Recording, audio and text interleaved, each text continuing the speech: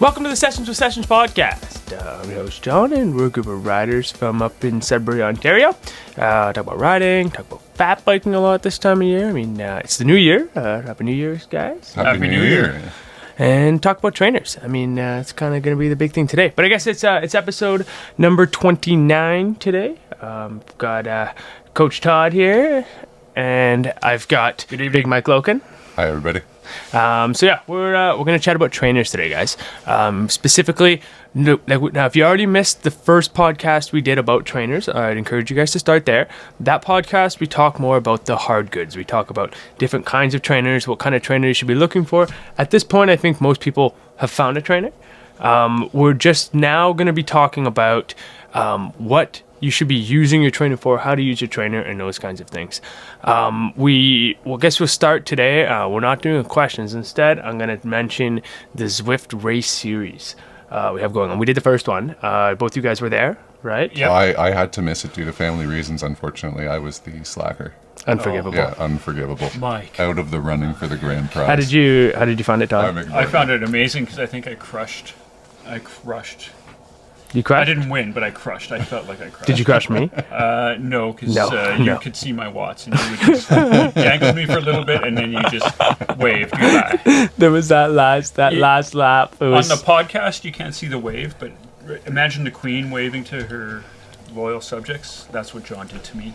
It was rough. Virtually on Zwift. I definitely didn't drink enough water that day. I was well hydrated while I was doing the Zwift race, but the last lap, man. First off, actually, before saying anything else, Kelly demolished us. Like, not even like I was chatting with him because we had the live chat open, so we were chatting on Zoom, and he's like, "Hey, what are you thinking?" I'm like, "Honestly, man, I'm probably gonna wait last lap, maybe second last lap, little sprint spot on a hill. I'm gonna try to take it there and pull away from there." And Kelly's like, "You're gonna wait that long?" I'm like, "Yeah, I'm gonna wait that long."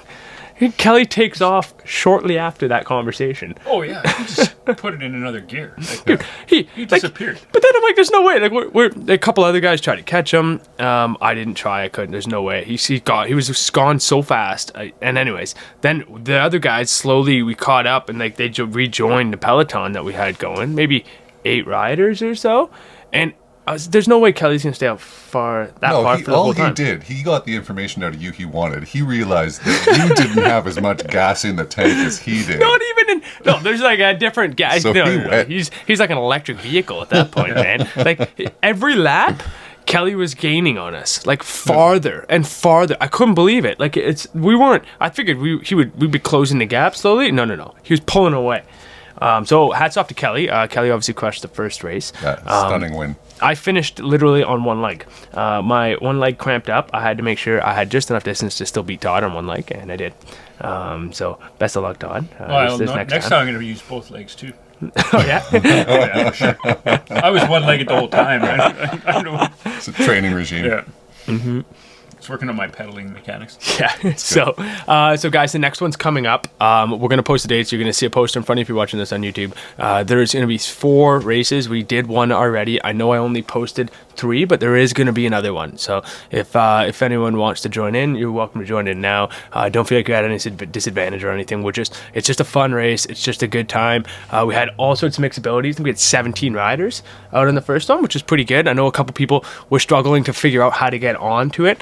We did post a video on YouTube that you can watch that shows you exactly how to log in, exactly how to join the event, all that kind of stuff. And then there's a sign-up sheet that by the time this video goes out, you'll see it'll be reposted on our Facebook page. You can sign up on there. Yeah, it'll be a couple of days after this comes out. Monday, January 17th is the date I have in my calendar for it. So stay tuned. It's going to be fun. I'll actually be there for this one. I haven't posted the route yet, but it'll be good. I was thinking one of them is going to be not this next one, but one of them I think is going to be just a straight hill climb. Nice. So to really punish the big guys. Yes. Well, so what I was thinking was doing like a hill climb instead of, so when you do a Zwift, and we're going to talk more about this in a minute, but when you do a Zwift event, you can make it duration or you can make it distance, and this one I did it based on distance. So I basically took what one lap is, times it by how many laps I wanted to do, and it roughly came out around that. It ended up being a little bit different because there's also a lead-in time and everything, which kind of made it a little funny, but that's fine. I think what we're going to do is that duration one. So it's going to be like 45 minutes, and we're gonna do the Alp to Zwift, and it's gonna be whoever's let's see furthest, who goes yeah. farthest. Whoever's highest wins. Now we're narrowing the field to you and Andrew Graham and all the guys that can put out power at lightweight, and me and Brunetti will Everyone be at else the is back of fighting the for train. second. It's gonna be Kelly again. Yeah, we're working on finding a way to handicap him. Yeah, we'll Hack his figure- profile and raise his weight to be equal to mine, and then we're even good. then, Yeah. even then, then, steal yeah. one of his pedals. Kelly goes one-legged. Yeah. So yeah, guys, today we're gonna be chatting about Zwift. Zwift. I mean, there's other programs as well. Maybe that's a good place to start. We're myself and Todd. I mean, we use Zwift exclusively, pretty well always have. But the big reason I wanted to bring you on here, Logan, is you've used other programs. So why don't you start by walking us through a couple different programs that you've used? Yeah, so the one everybody's going to hear about is Zwift, right? It's the biggest one from a user-based perspective, has the most money behind it as a software platform, and it's the most social. So it really does get the most traction out there from a usability standpoint. And don't get me wrong, been using Zwift. This is my 5th year using it. It's a fantastic program. From a training perspective, there's a couple other options that are out there, though. For pure training, you really go to something like Trainer Road, which is, there's no graphics, there's no sexy interface, it is straight training. But Just numbers. Yeah, it's numbers, and it's controlling your trainer. It's doing smart training, but it's really, really, really algorithm driven. They actually have a smart algorithm that they introduced this year that actually does kind of machine learning based on what power you're putting out and what workouts you're selecting to select the next workout for you, that's and time crazy. it for you, schedule it in a calendar, provide feedback on each one. So it really is trying to take training to a new level. The one that I've used a lot used to be called the Sufferfest. It's now been bought by Wahoo, so it's called Wahoo System. And of course, like in most things, Wahoo, they omitted a vowel from it so that it looks all good for the marketing. That sounds like less of a cool name. Sufferfest sounds like the perfect name. Yeah, the Sufferfest was awesome. And their platform is based off of, you're training on your own. You're not training in a big group socially like Zwift. And so you're using videos. And they use race videos, like actual UCI World Tour races. They'll have on-camera, like on-bike camera footage, in-race footage. There's a storyline for each training. It's really entertaining to get into it. And it is wildly effective at training. You select their training plans, it schedules everything in the calendar for you. The biggest gains that I've seen in indoor training were the winters that I was on the Sufferfest and not Zwift. The training programs were spectacular. Lots of incorporation of what people miss in Zwift. And I'm sure Todd's going to hit on this when we talk about Zwift and training programs and building your own training programs. The Sufferfest really gets in those rest periods and those base miles and the things that people often forget about. It's not just about getting on your bike and hammering it 120% every second that you're on your indoor trainer. Your body doesn't work that way. And that's why Trainer Road and Wahoo System are really strong in this actual physical development, because their platforms integrate that in. That makes sense. I've also used, I've tried the Be Cool one. It's not bad. I've tried Road Grand Tours, which is kind of like a Zwift thing, but with real climbs in a virtual world. So you can do Alpe d'Huez or Sacalobra on the island of Mallorca, that kind of stuff. It's a nice little system. It was good for my kids because they have a free option, so I could hook up the trainer and put my kids on the trainer and get them to rack up some miles. So it was a nice little option too. And there are other ones out there on top of all that, because this is an evolving marketplace. It's crazy. Like I heard Ruby is another one Ruby's where it's another like one for sure. you're riding, but it's all very similar to what you said, like Sufferfest, where it's all live, like almost like Google Earth or like Google Maps, where you're you're like actual real stuff instead of like Cartoons. Animated, Yeah. cartoons. So yeah, there's a lot of different options. There are. The most widely used by far though is Zwift. Yes. Zwift, I mean, right out of the gate, the thing about it that everyone loves is you can interact with other people, right? That's like the biggest one for us. We can run races on it. We can do stuff like that. The one thing I will say, the caveat right off the top here though, Zwift is not perfect. There's a lot of things that Zwift does not do that we do with it. Like we make it do these things, but it takes some work and it takes some patience. If you're going to join an event, if you're going to do something for your first time, any of these things that we're going to mention, give yourself a dry run first so you can figure out how these things are working, because not everything seems as it's not like Apple stuff where like everything's just the way it is. It's like very, you know, might just not work. So giving yourself a little bit of extra time to check stuff up, like the race series we have going on, make sure you go and try to join something first and try to do some things. And that is the huge difference, right? Like if you're trying to do a training program, and you know, we've mentioned on the podcast before, the guys in the circus are waking up 5 o'clock in the morning, Monday, Wednesday, Friday to ride together. If you're doing that on a platform like Wahoo System, you're doing it on your own, and you could have a Zoom chat and everything, but it is motivating to get up and, hey, this morning, log in, and I see that you guys are there, and Evan's there, and Brunetti's there, and Mike, and it was a group of 6 of us, and it was a nice group. And you know that other guys are doing it at the same time, and there's some chat going on in Zwift, and that doesn't happen in the other platforms because they are based just off you training.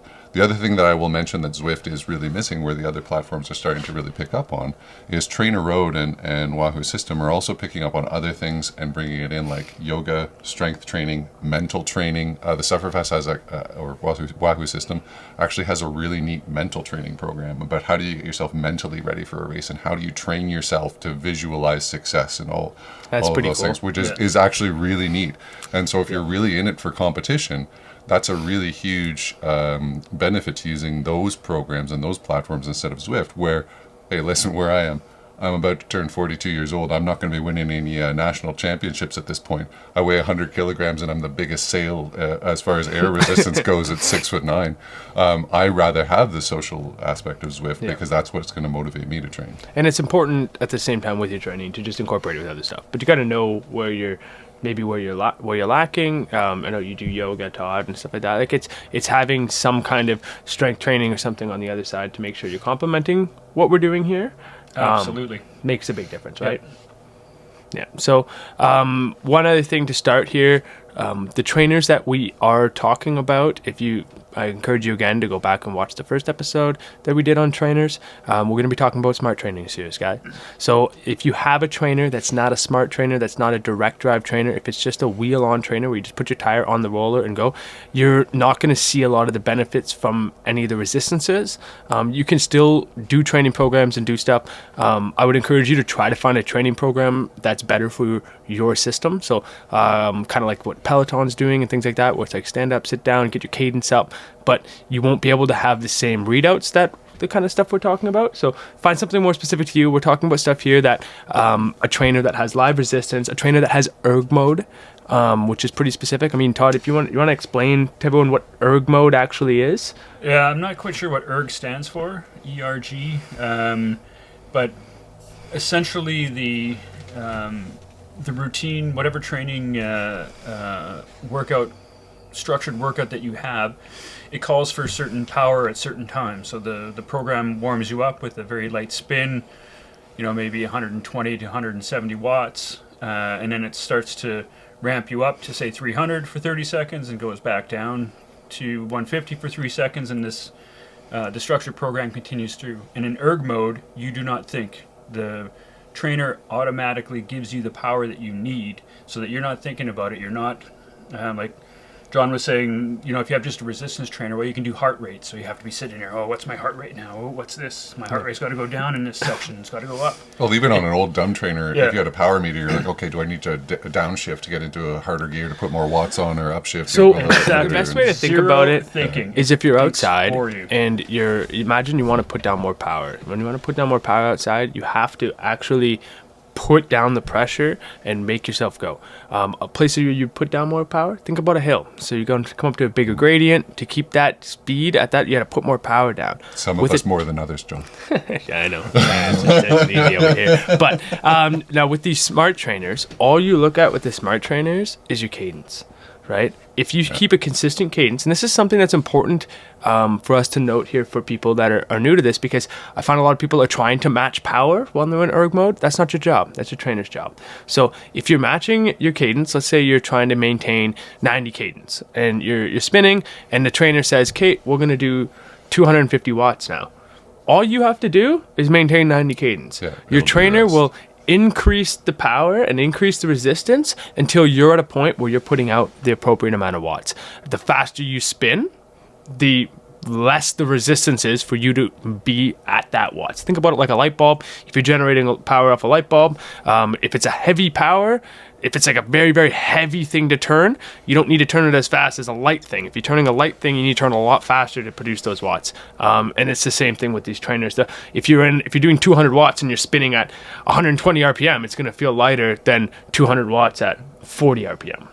And So- I remember having a mag trainer with the manual resistance change on the handlebars, and being in the garage, because that's where I do my training with the laptop, running YouTube videos. You can do that, absolutely. It absolutely works. Going to the smart trainer just brings that level of control and interaction that you don't get with those dumb trainers. And you can use a wheel on smart trainer or a direct drive smart trainer. It just has to have Bluetooth or ANT+ connectivity to get.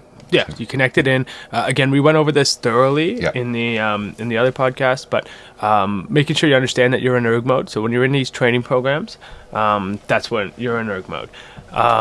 Another thing to note here too, something I've been finding is the difference between those lower end and those higher end ones. Cadence sensors. You want to have a Hold cadence it up, sensor. Todd. Yeah.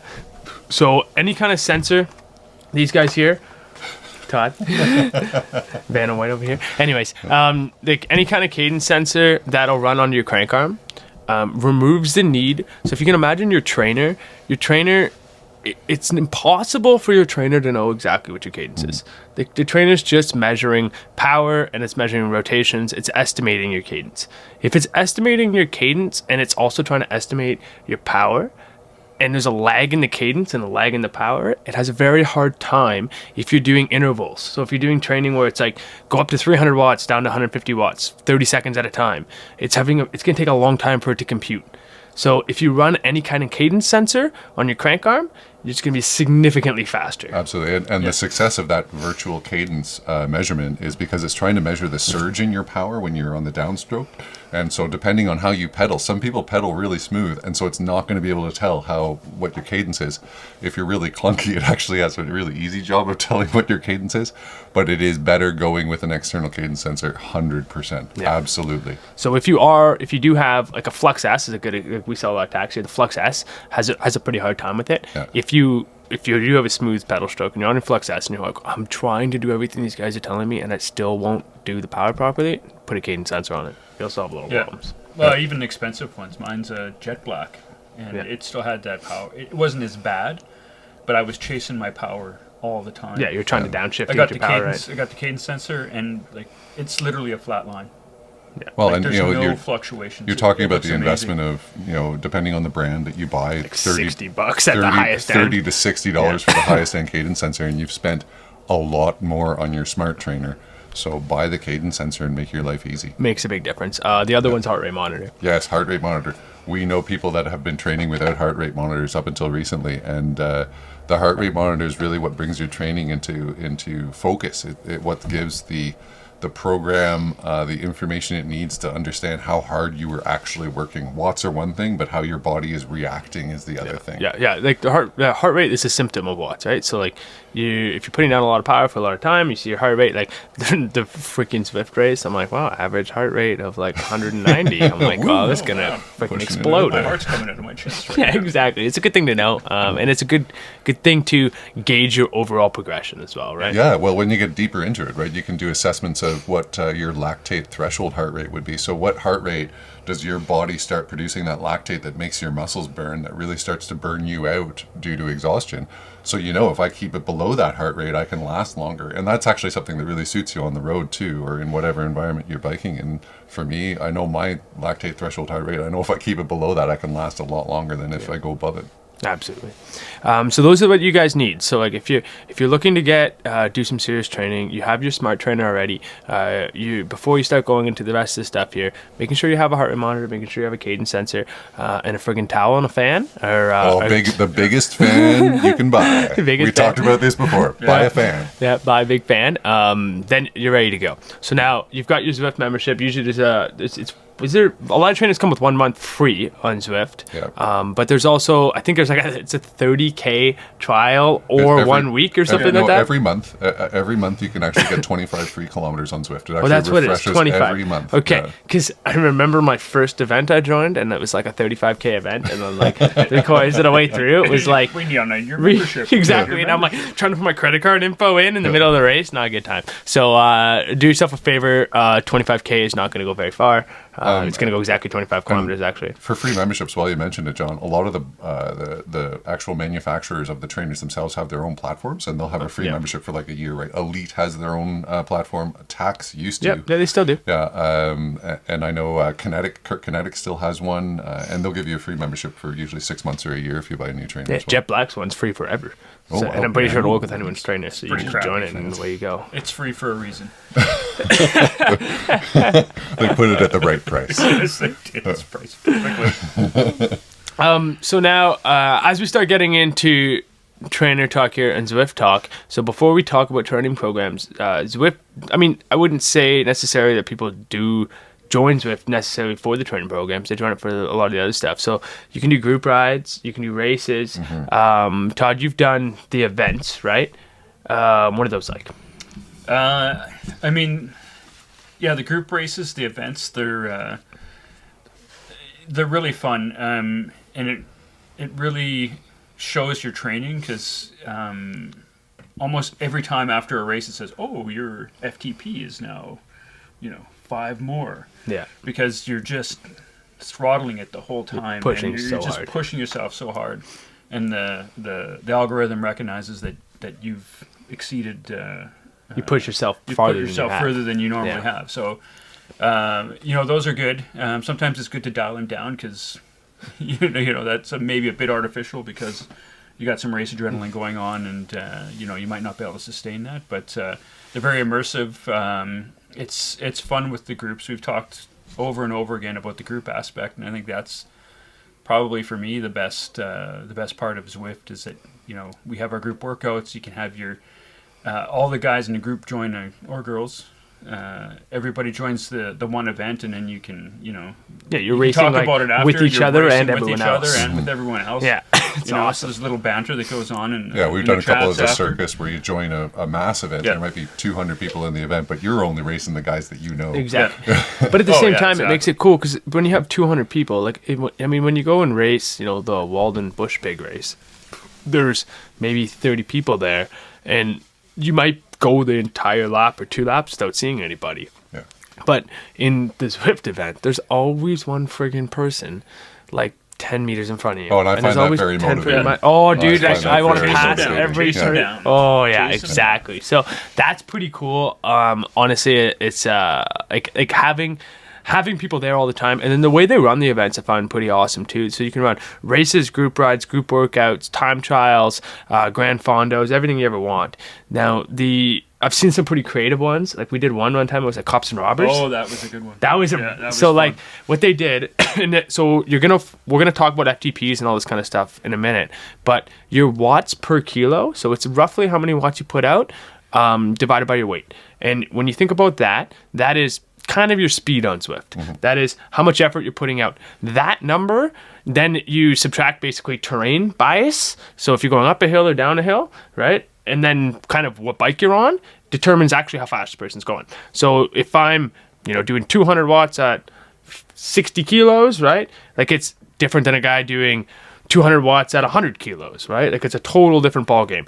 Now, that number is a number you do kind of want to get familiar with. I think a good like 2.5 is kind of like your average Joe just kind of getting into it, right? Don't be scared if you're below or above that. Yeah. But if you have those numbers, when you join the event, it'll say, if you're in this category, go to this one. If you're in this category, go to this one. And that'll kind of give you not only if it's in a race, for example, it'll say, you'll be in people roughly in the same category. You can also find the freaking sandbaggers this way. When you're in C group, that goes up to like 2.5 watts a kilo, and guy guys are whipping blowing by. past you at 6 and holding it. You're like, this is a little fishy. Those guys, screw those guys. But this cops and robbers one was incredible. So it's like anyone up to 3 watts a kilo starts, and then like 5 minutes later, they took everyone 3 watts and up and sent them out. And it was, if they catch you, by the end you lose. So they got us all by the end. Yeah. But it was like it was the longest hill climb. We had about 5 minutes left, I think, and then they started catching us. They started catching us right at the end. It was perfectly timed. It was just enough to taste it. We're gonna get it. But that's what I find with Zwift is they are getting more creative. During the Olympics, they did a series where you joined a group ride, and there would be a podcast that played at the same time from an Olympian. That's so cool. It was awesome. I did a workout. I listened to Sir Chris Hoy, who I think has 6 or 7 gold medals for Great Britain in track cycling. And he talked about what it was like being an Olympian. That's so cool. And that's really neat. Like, listen, I'll do that workout any day. It was fascinating. And it's nice to see them try to be a bit more creative. A lot of these events that are done, these group rides, there are different ways of doing it where everybody will stick together. When we do a group ride in the morning, when Coach Todd sets up our workouts, everybody sticks together. It doesn't matter how fast or how slow you are. We're sticking together the whole time. It's forced, right? Yeah, it's not something that we're choosing. It's forced that way. Which is good because it means that for somebody who's just joined, who may not have a level of fitness of, let's say Mike Woodcock, who's putting in huge amount of miles and has ridiculous fitness, it means you feel like part of the group and you're sticking with the group. Yeah. Exactly. There's no drops. Yeah. It lassos everyone together. So we have a lot of other programs too on Zwift, right? So we have the training, we have the group rides, we have the races. There's Grand Fondos, which are like your big, 100+ kilometer rides. A lot of them are group rides. You mentioned that there's grouping and stuff in some of these. Some of them, they have like a gate feature. So it's like there's a sweeper. Yeah, there's a sweeper. Well, it's usually the person leading the ride. The gate is just to stay in front of them, and they say we're going to keep this ride at 2.5 watts a kilo, and you just try to keep it around there. And if you pass the person, they eventually flag you. So you just try to keep it, behind that gate. And then oftentimes, I've never been in one of these rides that hasn't done this. At the last, 5K, 5 minutes, whatever it is, they open the gate up and they just tell everyone to send it, and that's kind of like a race to the end. Sometimes there's a sweeper at the back too. They'll have another person designated at the back, and if you fall behind that person, you're also flagged and taken out. Yeah. There you go. Yeah. Todd, how was the last one we did where the gate came off? We were both doing pretty well until that point, right? I think I ended up on one leg that time. Oh yeah, sure. All right. That was another one of those one-legger. So there's big Grand Fondos. There's also like just recovery rides. So not all these rides are super high paced. There's like 1.5 watts a kilo rides. There's even there's women specific rides. There's literally anything you could ever want and more. There's a group called Dirt Dads who ride indoor trainers. That's awesome. Yeah. That's awesome. So the way when you're in, Zwift, an important thing here, guys, you've got Zwift and you've got the companion app. Now, if everything goes according to plan, I have all this stuff kind of up on the screen for all the YouTube guys. But the Zwift app is great. That's what you actually run Zwift on. The companion app is kind of like your Garmin, and it's kind of like Facebook for Zwift. That when you're in game, it'll act as like your Garmin basically. It'll tell you your speed, your power. It'll tell you if you're in a workout, what section you're on, and what's coming up, and all that kind of stuff. If you're not in game, you go to the companion app, and it kind of acts like Facebook. It'll tell you like your people that you follow and what they've done. It'll tell you all those kinds of things. And if you go over to the events section, it'll tell you events that are upcoming. And if you look, there's probably an event every freaking 15 minutes, maybe even 10 minutes. Yeah, more frequent than that, there's for sure. Tons of them. You can filter by different events if you don't want to see the races or whatever, but you have so many options. Like Zwift is a worldwide program, so there's guys in Asia doing races and at different times than us, and there's like all sorts of stuff you can join, whatever. And if you look, there's these little circles underneath. Little circles underneath will indicate if there's multiple groups or not. And then when you click on it, it gives you a detailed readout of what actually is going on. It's actually one of the nice things about Zwift. I used to be on shift work back at the smelter, and you work some weird hours. You'd come home, I'd ride a club ride in Japan or something just to get a workout, and it's nice. There's always something going on. Always something, which is awesome. Beyond that, back into the Zwift app, you can also just ride. So you can ride different courses. You can ride. You can click on the routes button. and it'll give you all sorts of different routes. You can pick any route you do. You get different points and stuff for doing routes that you haven't done before.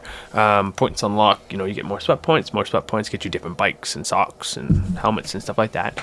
The routes, kind of an interesting thing if you haven't realized this yet, there's always Watopia, which is like the land of Zwift, and then there's two other rotating places, and there's like a little calendar, and the calendar is almost impossible to see. That's the only thing Zwift that drives me bananas. The best website, Zwift, if you're listening Zwift, the best website for that is whatsonzwift.com, and if you go to What's on Zwift, it'll tell you very clearly what worlds are being offered for months ahead. There you go. Because every day or every other day, depending on it changes those two rotating worlds to two different places, and you can click on the place, you can pick a route, go to that place, mix it up, try your favorite place. They're launching new places all the time, so that's kind of just like your regular routes. You just go spin around. Now in your routes, then you can have like, when you're riding, you can you can also lay over workouts, and that's where things kind of get a little spicier. That's where the training comes. I mean, that's why we're doing this stuff for the most part, guys, is we're riding in the winter so that we kick ass on our bike in the spring, right? So training, I mean, I guess the first place to start when we talk about training is your baseline, right? Like, you need to figure out when you imagine you were going to your gym for your first time, assuming you already know how to lift weights, because there's a lot of technique. But if you already know how to lift weights, you want to go and get your 1 rep max. You want to go and get what your base power is, so that you can then formulate a training program on it. And you can do that on Zwift too. So Todd, how do we check, and how does the training programs necessarily work on Zwift, and how do they sign up for their first test?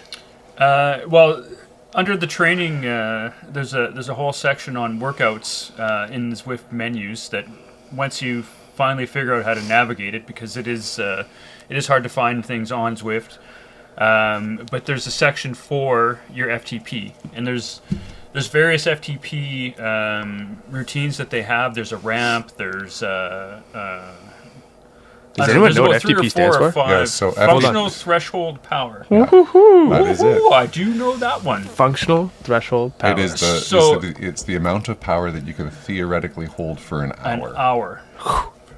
Yeah. Cool. Although the test never runs a full hour, so it approximates it on whatever algorithm that specific test does.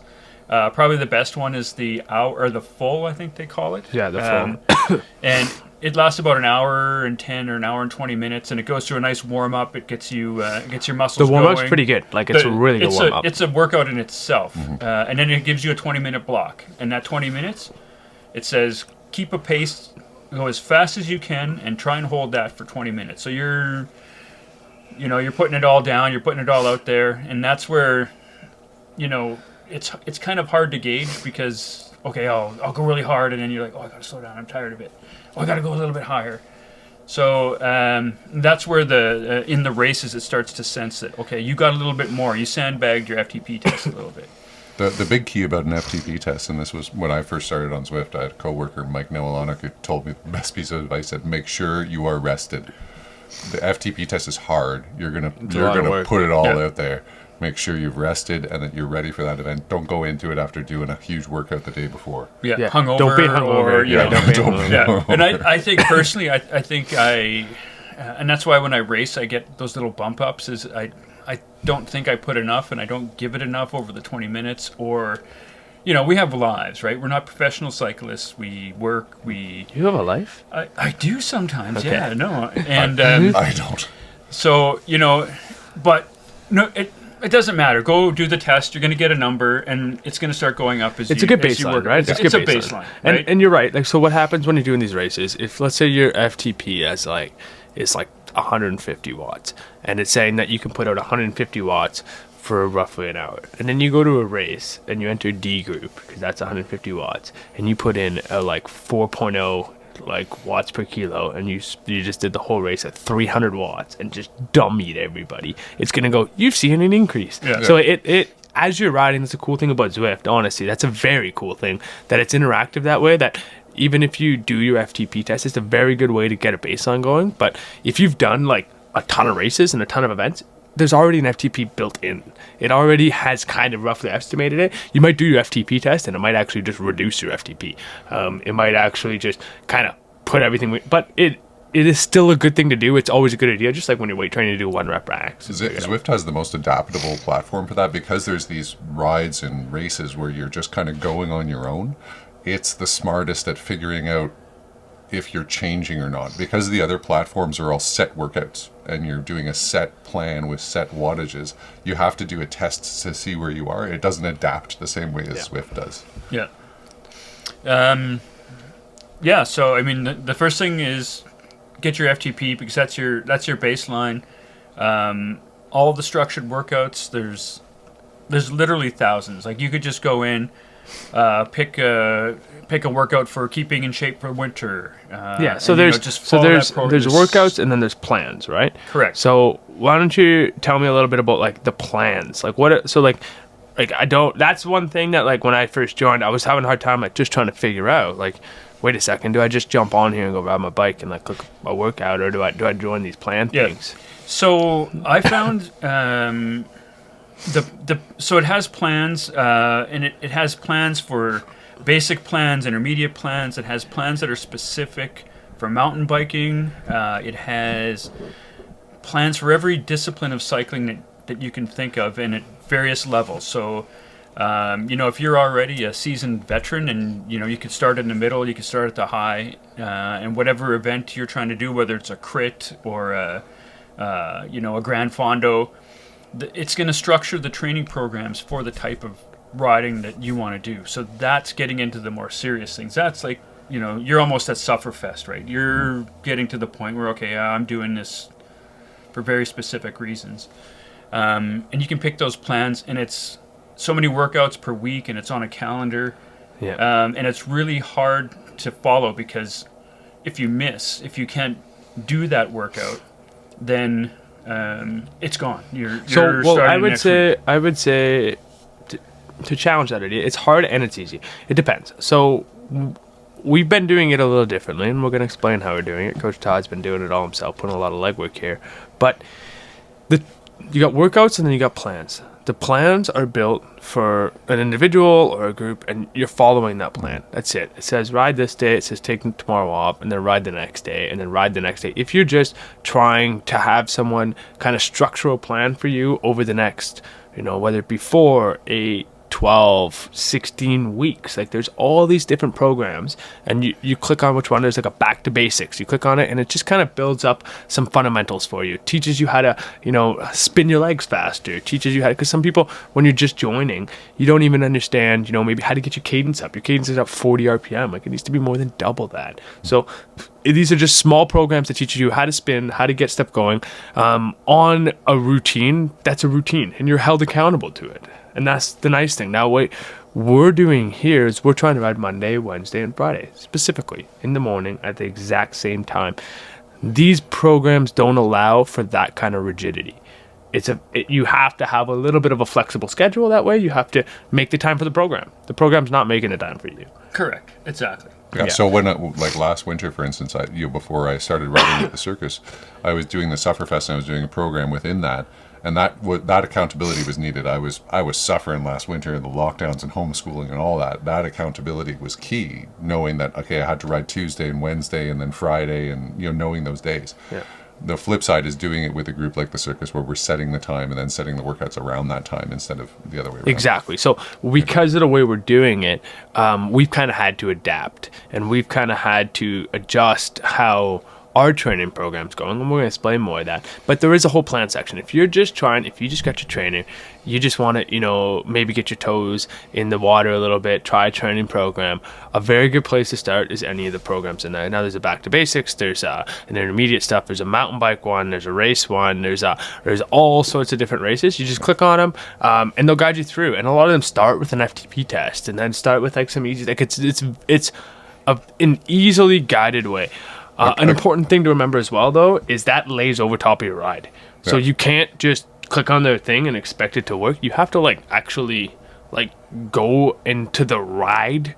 You have to land your person in a spot with a route, and then then lay your workout over top. Yeah. That's an important thing to remember, because you can't just like click the workout thing in the menu Just and expect expect the yourself magic to to start happen. working out, because it seems intuitive, but it's not. So if you're listening, please click the ride button once your person has landed, wheels on the ground, ready to go, then put your workout on. Yeah, and to echo what Todd was saying earlier, and Zwift apparently is going to change all the menu layouts at some point in this year, but it's difficult to find. Like if you have 2 days a week or 3 days a week, or you want to focus on something, it's not intuitive, like Todd was saying. It's a bit of a mess.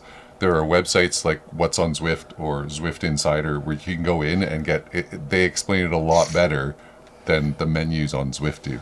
Yeah, no, absolutely. And then there's the workout side. So the workout side, I mean, Todd can speak more to this, but there's everything you could ever want and more in the workout menu. Absolutely. There's like 3 scrolls. So I'm on my iPad right now. Those on a podcast won't see, but there's at least 3 scrolls of workouts. There's mountain bike. There's triathletes specific. Well, and each of those has like and a then drop each of down those, menu. it's like a folder on your computer. So the root folder is Zwift Academy 2017, and you open that up and it has phase 1, phase 2, phase 3. So I mean, literally, you could just start there. I'm going to start logically at phase 1, and then just go through all the workouts in phase 1, and then go to phase 2.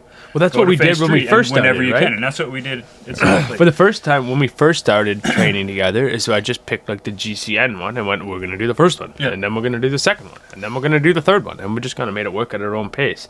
There's also a really cool one is they've also got like workouts under 30 minutes, workouts under 60 minutes, workouts under 90 they're minutes. 30-minute workouts. Have you man. done those? Every one of them. Oh Every my one of them. Yeah. God. They pack a lot into 30 minutes. Oh my God. I was like, you know what? I just want to do kind of like a chill little workout here. I'm just going to do the under 30-minute one. Yeah. Did you choose I've the never lavender sweat unicorn? so much. That's It's- harder than any freaking workout I've ever done It's in the all circus one. about the I was, lavender unicorn. dude, it's like, Yeah.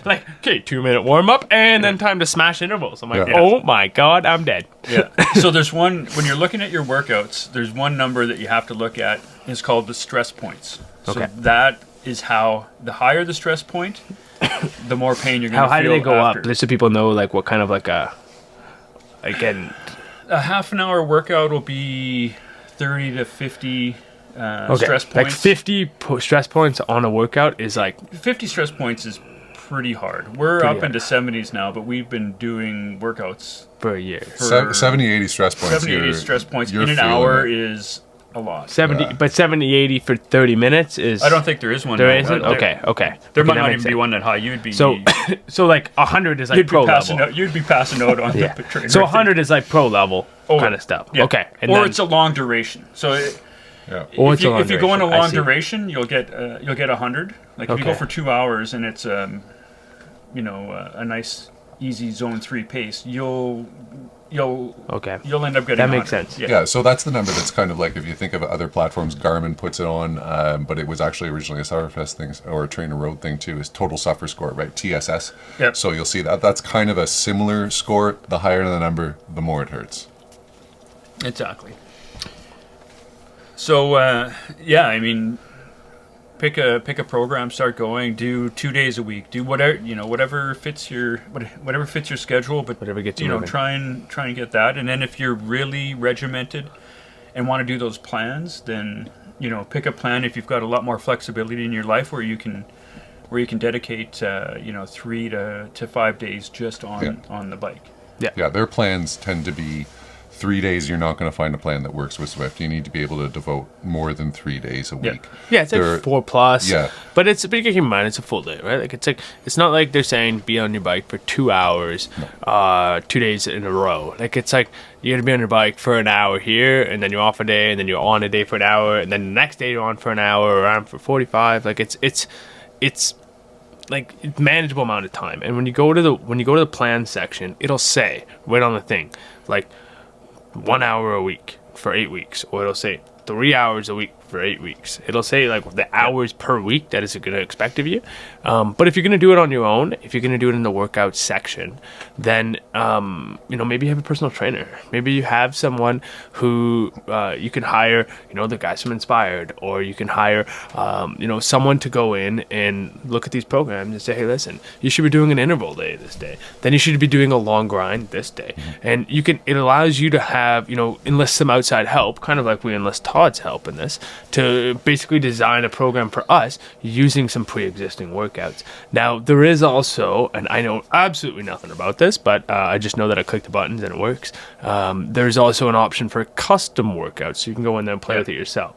You've been playing with that, Todd. Yeah, so what I did to hack the plan, so when we first got started, we wanted to do a mountain bike plan, but it didn't, like we said, it didn't fit with the 3 days a week. So what I ended up doing is taking all the workouts that are in the plan. So I signed myself up for the plan, and it shows you the plan, and it tells you how long, and it tells you everything in the plan. So I just went in and I made my own custom plan with that exact same same numbers. With the exact same numbers that are in the plan, and I made a custom workout.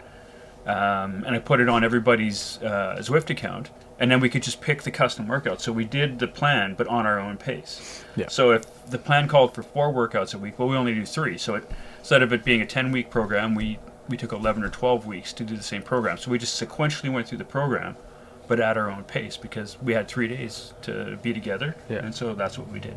It's something, so these are the kinds of things, though, that Zwift doesn't do well, and that we have to work around. And if you guys have questions about this kind of specific stuff, if I'm being honest, just reach out to us, right? We can put you in touch with Todd, or we can tell you through the shop. Like there's some kind of funny little weird stuff that like doesn't quite work the way you want it to, like this kind of thing. Yep. And there is workarounds. That is the nice thing about Zwift, is it's not possible to do this stuff. It's just you have to put the work in. Well, and it's an evolving software platform, right? Zwift really came onto the market in 2016, 2017. When I first got on Zwift, there were still artificial riders riding around because there weren't enough people on Zwift. They had computerized riders to make more people on Zwift. You think about where software is developed in 5 years, where trainers have come. Think about where with all this is COVID, coming. right? Like COVID blew the thing up, and now they're asking for stuff that is not developed. They're yet. setting record numbers constantly on Zwift right now, and I think in the next year to 2 years, we're going to see a huge leap forward in these platforms. Well, I hope so. There's a lot of money going. There's a lot of money going my on. $20 a month going? There's a lot of money going It's on. another thing too. So if you want to do a workout and you're doing it with your friends, number one, there's no such thing as a group workout. You can't do that. We do it, and I'm going to tell you how for $10 a month. No, I'm just kidding. The first time that everybody joins a group workout and then they get left behind because they didn't know what to do is that's the initiation almost. So what you need to do is you create an event. Now, when you create an event, you can do it through the event. So when you go through your companion app, you go all the way to the right-hand side. You go to the events, and then you scroll all the way over to the right. This is in the companion app. Yeah, in the companion app. Okay, Yes. gotcha. You go to your events, you scroll all the way over to the right, and there's a little like 3-dude thing. You click on that. It'll give you, all of your events, the custom events that you've joined. You can click Create Meetup. You could create Meetup, and then it'll give you the options. You can add people. So you start adding people. You also select where you're going to go. You select your route. Now, I recommend if you're going to go, you roughly imagine you're going to ride at about 30K an hour. So you go, hey, I'm going to ride 30K an hour. This workout's going to be an hour long, so I'm going to go 30 or 35K. So that way you're doing one loop, and you actually get a little bit of scenery while you're doing it. Underneath that, there's an option for duration or distance. Now you're going to set the duration. You never set distance, because sometimes in these workouts, you're going to imagine, so what you're doing is you're setting the group, like how long your group is going to be together for. Now, if you do a distance and your workout's super high pace and you're riding on a flat course, exactly, you blow through then you're gonna end the meetup before the workout's done. So you need to make sure that you kind of overshoot it just a little bit. Yep. Just by a little bit. And so if you always boot by, so I would recommend always by duration. So if you're doing an hour workout, do an hour and 10 minute kind of like window that gives everyone enough time to screw up. Then underneath that, you've got add everybody and just add everybody in. And then the last thing is you can group everybody together. So you click the button that groups everybody together. That just means that if you've got a rider in your group that's a lot stronger and possibly a rider in your group that's a lot weaker, you can click group everybody together. The That's other under option, customize your meetup. yes. Okay, sorry. Yes, under customize your meetup. In that, you also have the option for race results. That's what we do for the circus races. The race results just means that it doesn't group everybody, and it makes it so that you can't late join. So you can't join after the timer starts. And at the end, it gives you a big list of who won. Now, the group everybody together doesn't do that, obviously, because it's keeping everybody together. If you kind of lag behind, or today, like I had to reach down to retie a shoe, and I also dropped a towel on the ground. So I would go grab the stuff on the ground, and then I get back up and I start riding it. My guy kind of slingshots to catch up to the group, and it keeps everyone kind of in the same zone. You send that invite out to all your friends. Your friends decide they're going to join early. Give yourself at least 5-10 minutes. 10 Todd's there, 10 minutes. Todd's got lots of time. Oh my God, Todd. I'm like, I cut it to the fine line every time.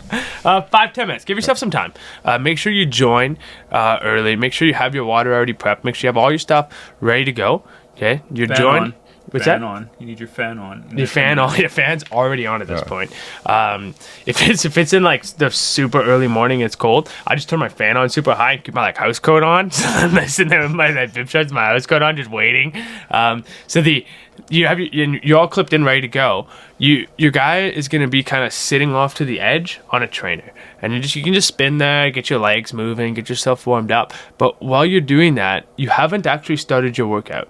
You need to start the workout before your person launches. So there'll be a timer that's counting down. That's when everyone launches. This is the key. This is the one. Yeah. Everybody thinks Coach Todd sent out a workout invite, and he's going to set the workout. Doesn't work Coach like Todd that. doesn't set the workout. You No, set the you Are you workout. have to speaking do on it. behalf of John Bernetti right now? Maybe. So then you figure out, so let's say you and your friends have agreed that you're going to do workout purple unicorns, right? So you go in, your dude is sitting off to the side on the road. You've still got 5 minutes left before the workout's going to start. You got lots of time. You click on the menu button, right? You click on the workout buttons. It's on the right, it's the one with the graph, right? You click on that. Then you find all your drop-down menus. You go through your drop-down menus. You click on the one that you think is the purple unicorn one. It'll say purple unicorns. And you click workout, right? When you click workout, you'll see it'll show up on the left-hand side of your screen. The whole workout will be there, right? Now, if your workout doesn't show up, if something didn't happen, you got to make sure you give yourself a little bit of time. And then when the event starts, everybody's workout timer starts. You're all doing it at the same time. You don't have to worry You're all on the if same people clock. haven't joined the ride yet. If people are still up the side. Doesn't matter. The workout timer doesn't start until your person leaves the side and launches onto the road. They will only leave the side and launch onto the road until when the timer hits 0. So as long as everything goes off without a hitch, you're good to go.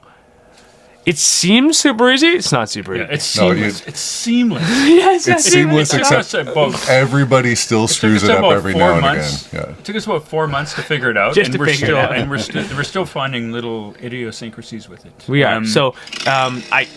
If you go on to the ride that I made, the video that I made, it'll give you the general idea of how to join these things. It'll give us a general idea. So like even just joining in the meetup, you can't join a meetup through the Zwift screen. We need a whole how-to on how to do this shit. Right? Well, I'm getting there. I've already done one of them. I'm going to do more.